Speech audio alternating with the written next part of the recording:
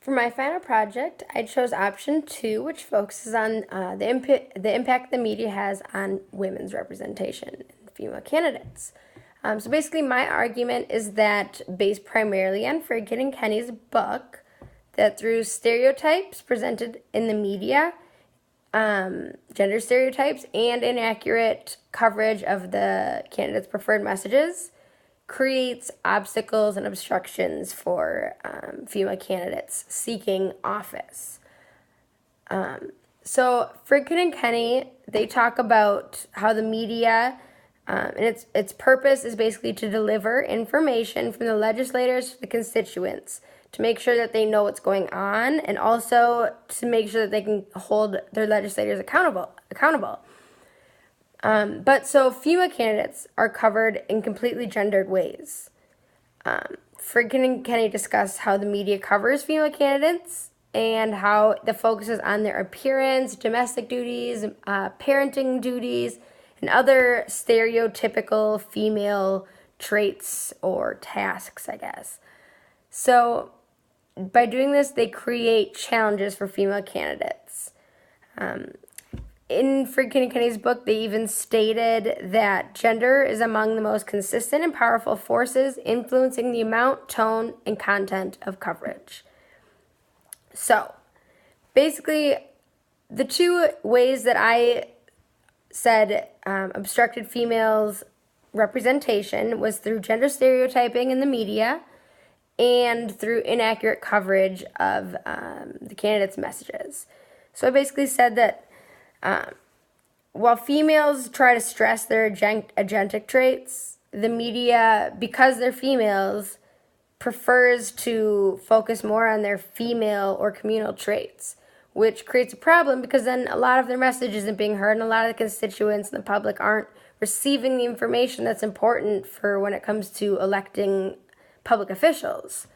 And then on the other side of things, the inaccurate coverage, that's a challenging obstacle to be inaccurately covered like that.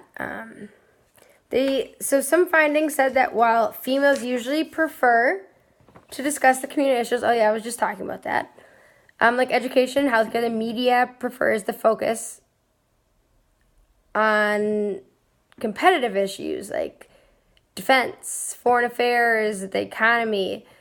And once again, it's very clear that the female candidates' preferred messages are not accurately being reported on.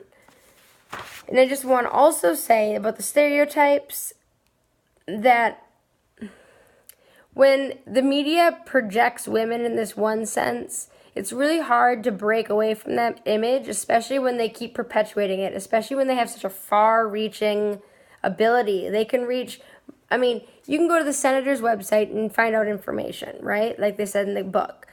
But it can't reach the same amount of people, which is really important, is basically what I'm trying to say.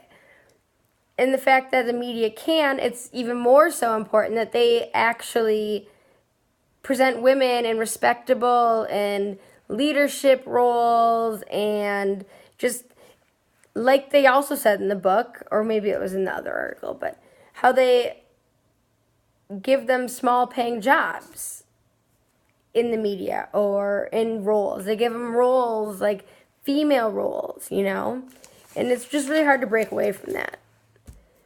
Okay, so then the ways that they can increase female, the females' representation is through increasing the number of females in the media.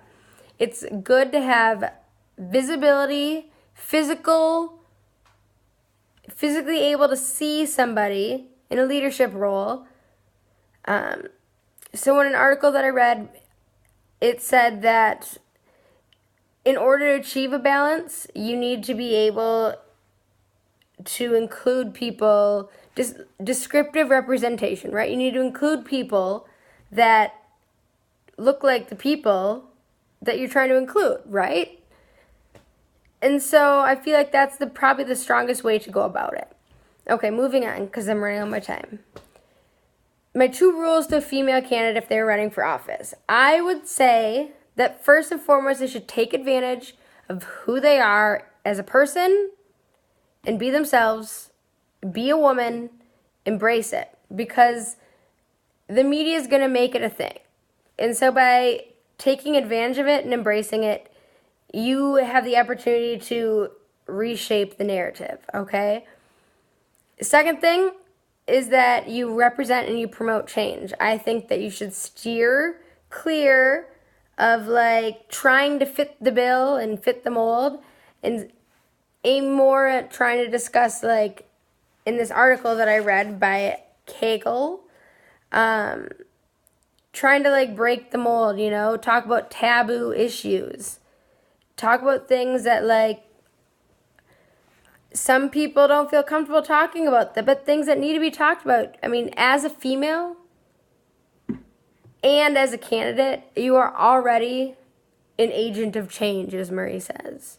So embracing that and embracing your stereotypes and your gender, you can turn all of that into an advantage if you just use the right tactics. Well, thank you. I hope you all do really good.